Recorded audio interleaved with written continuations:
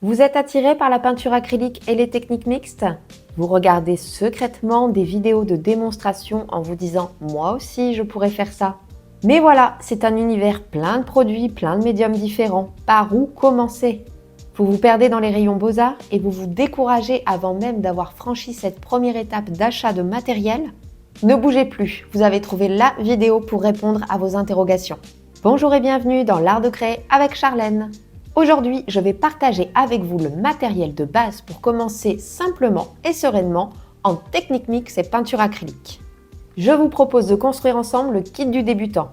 Préparez-vous à vous immerger dans un monde où les pinceaux se mêlent aux ciseaux, où la peinture se mêle au collage. Et oui, avec les techniques mix, vous allez pouvoir laisser libre cours à votre créativité et explorer de nouvelles possibilités artistiques. Mais avant de vous lancer, il est essentiel de savoir par où commencer. C'est pourquoi aujourd'hui, je vais partager avec vous mes astuces pour choisir les bons matériaux et les outils indispensables qui donneront vie à vos idées les plus folles. Pour commencer, nous allons voir les incontournables. Si vous voulez commencer la peinture, il vous faudra un support. Merci Charlène pour cette grande révélation. Je vous en prie. C'est cadeau. Alors évidemment, on rêve de peindre tout de suite sur une toile et si le cœur vous en dit, allez-y, foncez. Mais souvent, quand on débute, on a peur de gâcher la toile et cette grande toile blanche est très impressionnante. Une astuce pour passer au-delà de cette appréhension est de démarrer sur des feuilles de papier. En effet, il existe du papier spécial pour l'acrylique et les techniques mixtes, appelé papier mix média. Ici, je vous présente celui que moi j'ai acheté quand j'ai débuté. Il s'agit d'un carnet canson spécial mix média. Il y a 30 feuilles, donc vous avez de quoi voir venir. Il existe différents formats, des A4, des A3. Et le plus important quand vous choisissez un papier, c'est de regarder le grammage. Ici, on a un 300 g par mètre carré. Ce grammage détermine en fait l'épaisseur de votre feuille de papier. Car en effet, quand vous allez utiliser de la peinture et des collages, si vous prenez un papier trop fin, ça va gondoler et vous n'arriverez pas à obtenir les résultats voulus.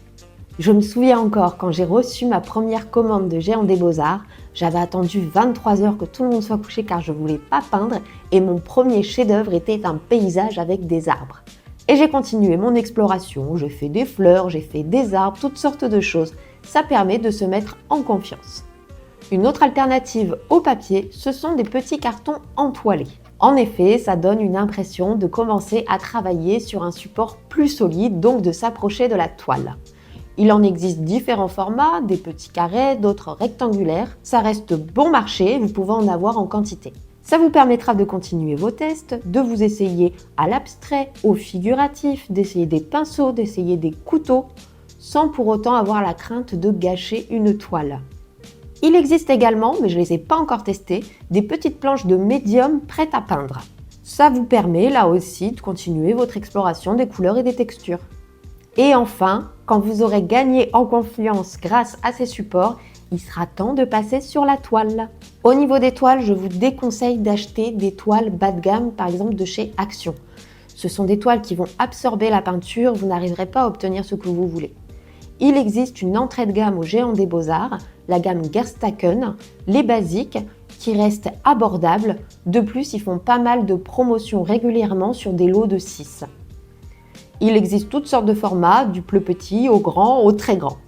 Moi, j'avais débuté sur une toile toute petite où j'avais réalisé mes premiers collages et mes premiers jeux de pochoirs. J'en étais très fière. Il existe des toiles en coton et des toiles en lin. Le coton reste plus abordable que la toile en lin. Le deuxième matériel incontournable à mettre dans votre kit du débutant, c'est la peinture. Mais plus largement, ça peut être le médium qui vous fait envie, que ce soit l'aquarelle, les encres, l'huile.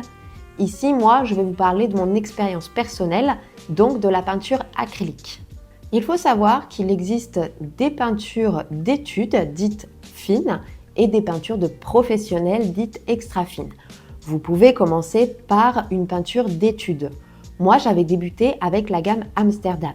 Je ne vais pas ici m'amuser à les comparer parce que je ne les ai pas toutes essayées, mais la gamme Amsterdam est vraiment très bien pour débuter. J'avais commencé avec un noir et un blanc, les incontournables, ainsi que les 3 couleurs primaires, le cyan, le magenta et le jaune primaire. J'ai ensuite étoffé ma collection avec d'autres marques et d'autres couleurs. Et comme j'étais très curieuse dès le début d'essayer plein de couleurs différentes, j'avais investi dans un kit de la marque Amsterdam de 36 tubes de peinture, des petits, ils faisaient 20 millilitres. Ça m'a permis d'explorer toutes les couleurs et quand il y en a une qui me plaisait davantage, je l'achetais en plus grand format. C'est un kit dont je me sers encore quand je pars dans une exploration d'une palette de couleurs. Moi, je le recommande. Également, sachez qu'il existe plusieurs types de peinture. Vous avez la peinture haute viscosité avec l'effet pâteux que tout le monde connaît, mais il y a également de la peinture fluide, donc liquide, et même de la peinture high flow, donc extrêmement liquide, mais très pigmentée. Je ne vais pas m'étendre ici sur ce sujet, mais si ça vous intéresse, je vous conseille vivement d'aller voir la vidéo YouTube de Marie-Josée Bergeron. C'est une experte en la matière, elle vous présentera les différents types de peinture et comment les utiliser. Autre incontournable à mettre dans votre kit du débutant, les pinceaux. Ah, les pinceaux, j'en ai acheté des kits quand j'ai commencé qui ne m'ont jamais servi. Il est très difficile de recommander des pinceaux à quelqu'un, car c'est à l'usage que vous allez voir ce que vous préférez. Et ça dépendra également du format de la toile que vous choisissez. Évidemment, si vous avez un grand format d'1 m sur 80, vous allez utiliser des plus grands pinceaux que sur un format papier A4. Mais ce que je vous conseille, c'est d'avoir des spalters de différentes tailles, ils restent très bon marché, des pinceaux plus petits à poil langue de chat, ce sont mes chouchous, qui vous permettront d'aller chercher des détails, et également des pinceaux fins qui vous permettront de tracer des lignes, de faire des marques plus fines.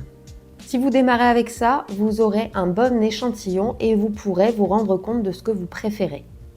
Autre ustensile indispensable à avoir dans son kit du débutant, couteau et spatule.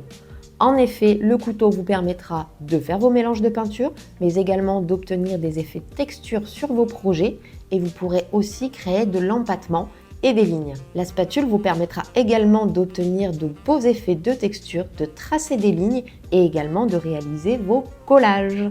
Car oui, autre indispensable à avoir quand on se lance en technique mixte, mes chouchous, pour réaliser vos collages, vous aurez besoin de gel mat et de médium mat. Le gel mat vous servira à coller vos différents papiers, mais également des choses plus épaisses comme de la laine ou des objets en 3D.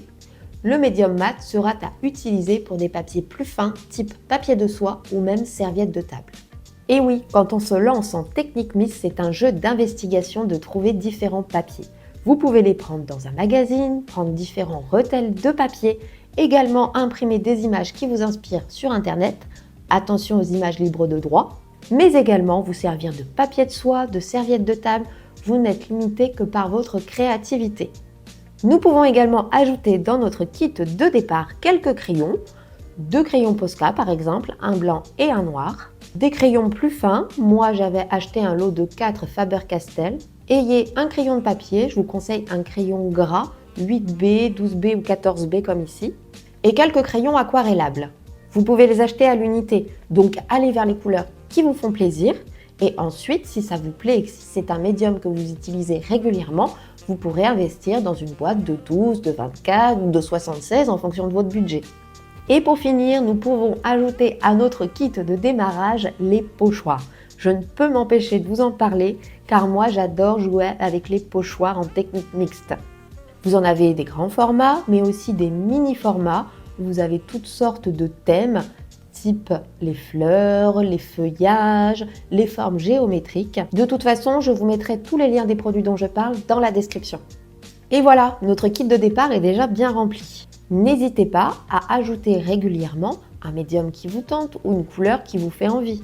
Moi, j'ai un problème, je ne résiste pas à l'envie d'acquérir tout ce qui me tente. On va me parler d'encre acrylique, je vais vouloir des encres. On va me parler de pastels, il me faut des pastels. Je suis une très bonne cliente.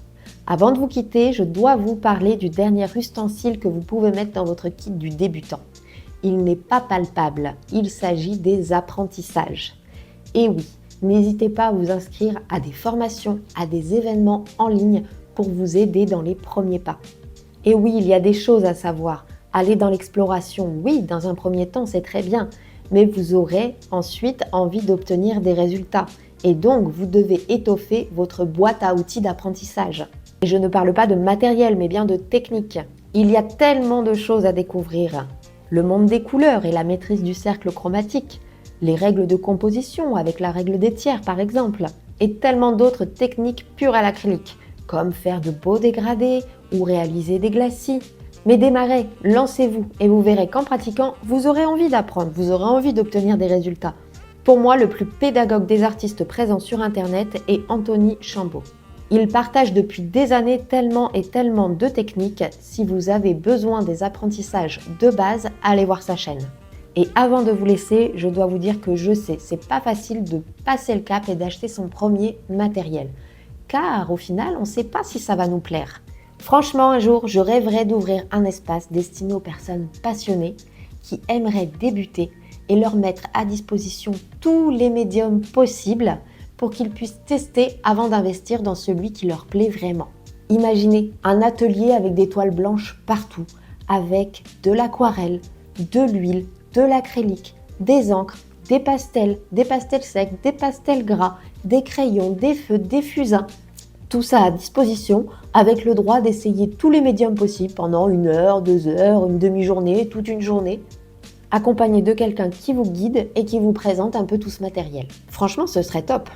Mais comme ça n'existe pas encore, j'espère que cette vidéo sur le kit du démarrage pour débuter en peinture acrylique et technique mixte vous aura été utile. Si c'est le cas, il ne vous reste plus qu'à faire vos courses. Vous retrouverez toutes les références en bas dans la description. Alors go vous acheter vos premiers tubes de peinture, car si vous êtes sur cette chaîne, il n'y a pas de hasard, c'est que c'est le moment.